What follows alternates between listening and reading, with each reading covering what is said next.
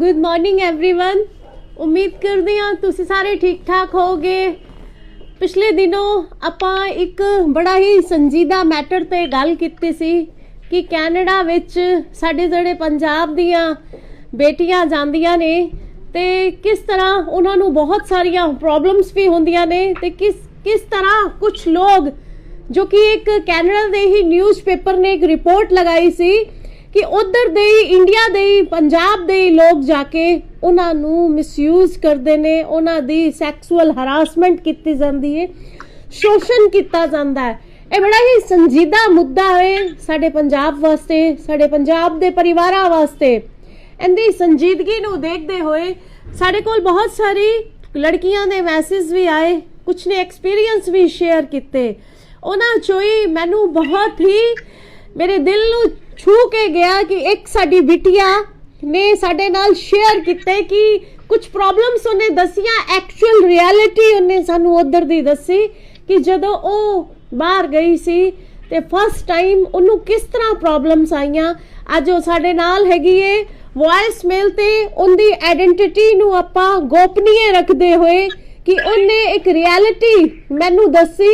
2-3 दिन उन्हें मेरे नाल गल कीती और ओ मैनू प्राउड है कि ओ एक बीइंग ए डॉटर होंदे होए उन्हें मैनू कहा कि मैम जिस किसी भी लड़की नू मेरी हेल्प दी, क्योंकि वो उधर वेल सेटल्ड हो चुकी है, मेरी हेल्प दी जरूरत पे ते मैं पक्का उनकी हेल्प करांगी, तुसी मेरा नंबर शेयर कर सकते हो। मैनू बहुत प्राउड फील होया कि एहो जी बच्चियां भी ने जड़ियां सैटल, उन्होंने भी प्रॉब्लम्स आईयां पर उन्हें अपने आप नू मजबूत रखिया, फैमिली ने सपोर्ट किया, पर जड़े एक्सपीरियंस उनदे नाल होए उन्हें मेरे नाल शेयर किते और रियलिटी तो उन्हें पर्दा चुकिया कि एक्चुअल ची वाकई ही जो है रिपोर्ट लगी है उनदे विच कितनी सच्चाई है। आज जो मेरे नाल हैगी है लाइन ते आपां शेयर करदे आ, तुहानू दसेगी। हेलो बेटा जी। Hello ma'am. How good afternoon. How are you बेटा? How are you बेटा? हाँ जी मैम। How are you? आप कैसे हो? मैम मैं ठीक हूँ। हाँ थैंक यू। अब बेटा बताओ कि जो ये न्यूज़पेपर, कनाडा के न्यूज़पेपर ने एक रिपोर्ट में लिखा था कि पंजाब की डॉटर्स के बारे में जो आपने मेरे से शेयर किया था, मैं आपके थ्रू थोड़ा सा लोगों को अवेयरनेस के लिए बताना चाहती हूँ कि एक्चुअल में इसमें कितनी रियलिटी है। हाँ जी मैम बिल्कुल। तो मैम ये कोई 5 साल पुरानी बात है जब मैं फर्स्ट टाइम बाहर आई थी।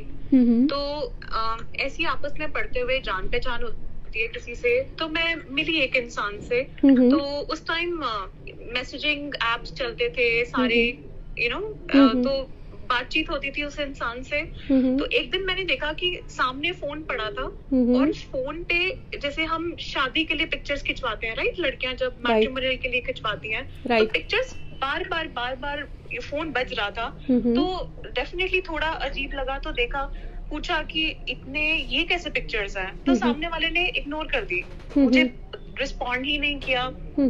और मैंने पूछा भी, इंसिस्ट किया 2-3 बार कि नहीं बताओ है क्या ये। तो सामने वाले ने इतना जवाब ढंग से नहीं दिया मुझे।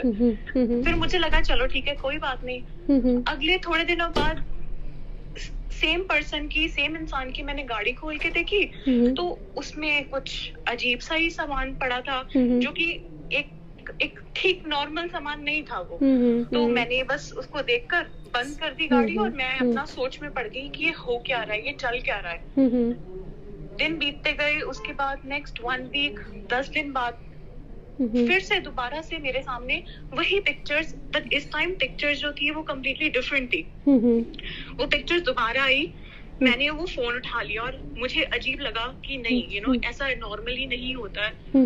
वो मैसेजिंग ऐप खोल के देखा तो मैंने सामने वाले से क्वेश्चन किया कि ये चल क्या रहा है, और उसमें जो मैंने देखा वो बहुत ही अजीब था।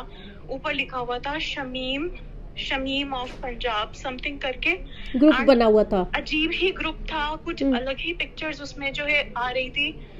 तो इतना इंसिस्ट करने के बाद, लड़ने के बाद, उस बंदे ने सामने मुझे आके बोला कि ऐसा ऐसा ये ग्रुप है, यहाँ पे लड़कियों की पिक्चर्स आती हैं और जो लड़कियां थोड़ी मजबूर होती हैं या नहीं होता कुछ अपना जिंदगी जीवन जीने के लिए, रिसोर्सेज नहीं होते, तो वो लड़कियां हम अपलोड कर देते हैं और फिर कोई ना कोई इंसान आके आगे जो भी है कहानी बढ़ती है।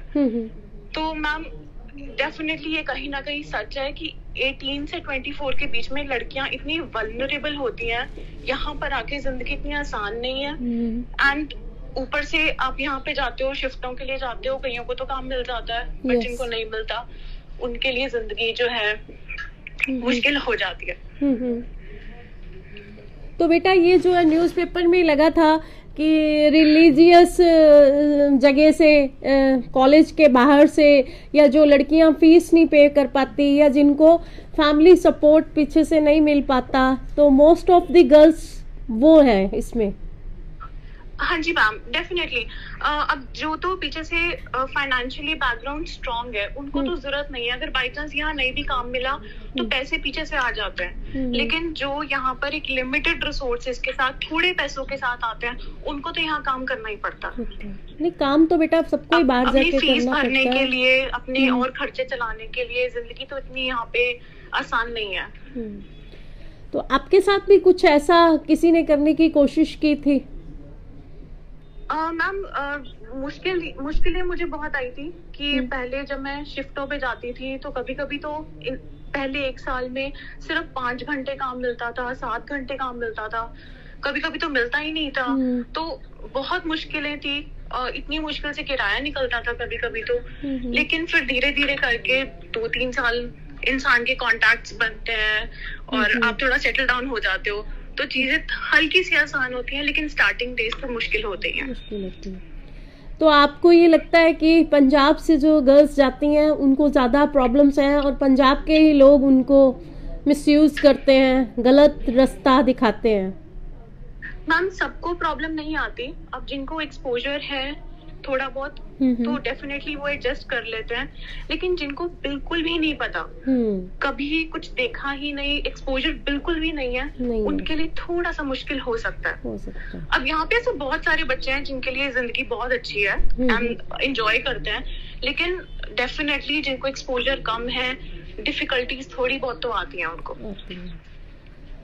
पर जो आपने मुझे बताया था कि आप किसी के घर में रहते थे, वो लेडी का यही काम था, वो ऐसे गर्ल्स को भेजती थी, फिर आपके दोस्तों ने बताया तो आपने उस लेडी का घर छोड़ दिया, तो ऐसे? हाँ जी मैम, तो ये भी एक एक्सपीरियंस हुआ था मेरे साथ। ये भी आज से 4 साल पुरानी बात है।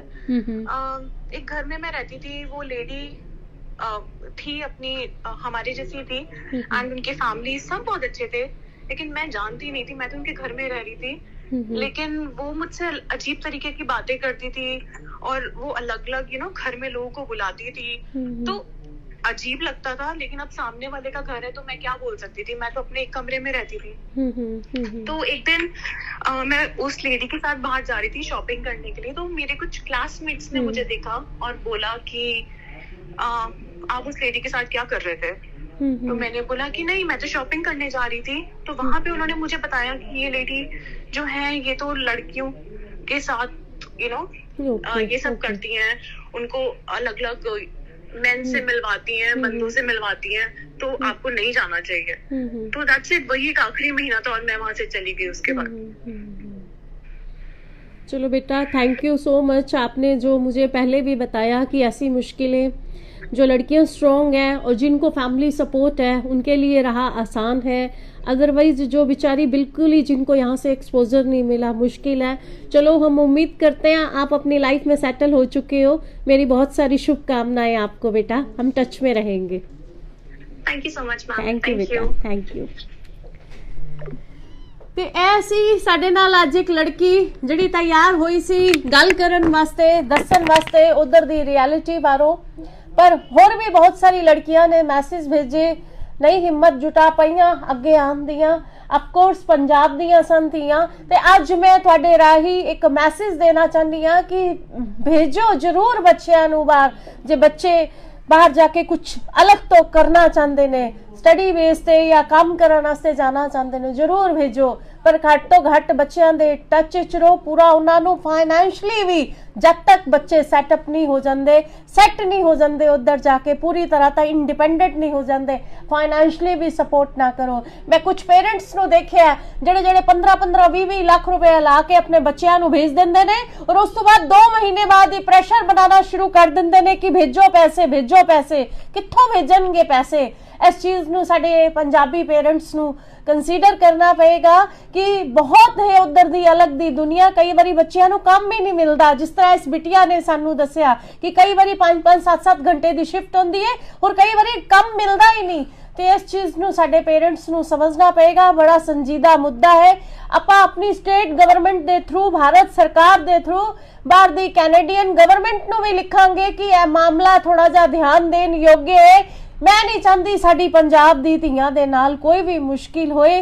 और ਹੁਣ ਚੀਜ਼ਾਂ ਸ਼ਾਇਦ 3-4 ਸਾਲ ਪੁਰਾਣੀਆਂ ਕੁਝ ਚੀਜ਼ਾਂ ਵੀ ਨੇ, ਪਰ ਕੁਝ ਬੱਚੇ ਆਪਣੀ ਵੀ ਆਪਣਾ ਜਿਹੜਾ ਮੋਰਲ ਸਪੋਰਟ ਇੱਕਦਮ ਥੱਲੇ ਸੁੱਟ ਦਿੰਦੇ ਨੇ, ਜਾਂ ਉਹਨਾਂ ਉਧਰ ਦੀ ਗਲੈਮਰਸ ਲਾਈਫ ਉਹਨਾਂ ਨੂੰ ਅਟਰੈਕਟ ਕਰਦੀ ਹੈ। ਕੁਝ ਏਦਾਂ ਦੇ ਵੀ ਬੱਚੇ ਨੇ ਜਿਹੜੇ ਆਪਣੇ ਕੰਸੈਂਟ ਦੇ ਨਾਲ ਰਾਹ ਭਟਕ ਜਾਂਦੇ ਨੇ। ਤੇ ਪੇਰੈਂਟਸ ਨੂੰ ਦੇਖਣਾ ਹੋਏਗਾ ਕਿ ਸਾਡੇ ਬੱਚੇ ਕਿੰਨੇ ਕੁ ਸਟਰੋਂਗ ਨੇ, ਕਿੰਨੀ ਕੁ ਬਾਉਂਡਰੀ ਕ੍ਰੋਸ ਕਰ ਸਕਦੇ ਨੇ, ਔਰ ਸਾਡਾ ਟਰਸਟ ਕਿੱਥੇ ਸਟੈਂਡ ਕਰਦਾ ਹੈ। ਅਪੀਲ ਹੈ ਔਰ ਉਮੀਦ ਕਰਦੀ ਹਾਂ ਤੁਸੀਂ ਇਹ ਮੈਸੇਜ ਮੇਰਾ ਵੱਧ ਤੋਂ ਵੱਧ ਪੇਰੈਂਟਸ ਦੇ ਨਾਲ ਅੱਗੇ ਸ਼ੇਅਰ ਕਰੋਗੇ, ਤਾਂ ਕਿ ਪੇਰੈਂਟਸ ਨੂੰ ਇਹ ਸਮਝ ਆ ਸਕੇ ਕਿ ਬੱਚਿਆਂ ਨੂੰ ਬਾਹਰ ਭੇਜ ਕੇ ਹੀ ਆਪਣੀ ਜ਼ਿੰਮੇਵਾਰੀ ਤੋਂ ਮੁਕਤ ਨਹੀਂ ਹੋ ਸਕਦੇ। Thank you. ਜੈ ਹਿੰਦ।